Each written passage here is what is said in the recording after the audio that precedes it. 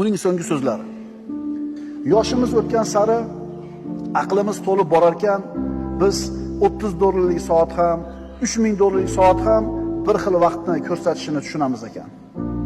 $30 hamyon ham, $300 hamyon ham bir xil miqdordagi pulni sig'dirishini tushunamiz ekan.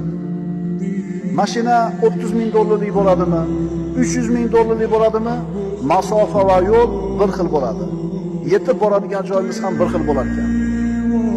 Uyingiz 300 kvadratlikmi, 3000 kvadratlikmi, unda bir xil yolg'iz bo'lasiz.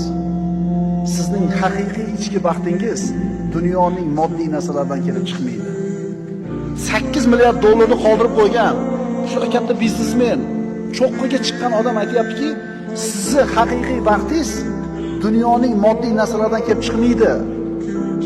O'sha puling bo'lsa ham baxtli bo'lmaysan ekan deyapti.